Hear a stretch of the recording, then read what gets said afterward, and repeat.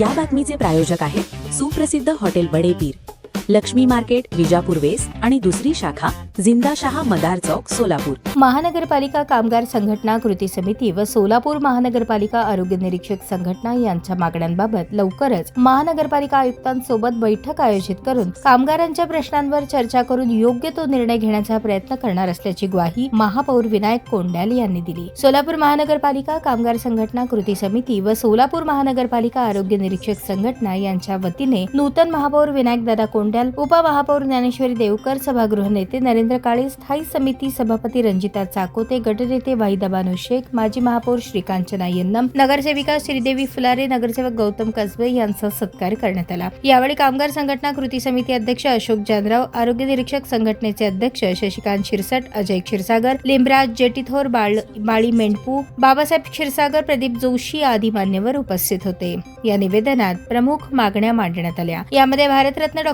बाबासाहेब आंबेडकर जयंतीपूर्वी थकीत महागाई भत्ता व पेन्शनसह सर्व कर्मचाऱ्यांना लागू करून राज्य कर्मचाऱ्यांप्रमाणे महागाई भत्ता देऊन तफावत दूर करावी. लाड कमिटीतील 1975 पासून प्रलंबित पात्र वारसदारांचे 650 अर्ज, तसेच रोजंदारी बदल कामगार 249, जलशुद्धीकरण केंद्रातील घंटागाडी आणि इतर विभागातील कंत्राटी तसेच मानधनावरील कामगारांना सेवेत कायम करावे. RCH cadre, link worker, nurses, ANM, PHN तसेच बालवाडी शिक्षिका सेविकांना सेवेत कायम करण्यासाठी शासनाकडे प्रस्ताव पाठवून मान्यता मिळवावी. परिवहन उपक्रमातील प्रलंबित अनुकंपा प्रकरणे निकाली काढून वारसदारांना नियुक्ती द्यावी.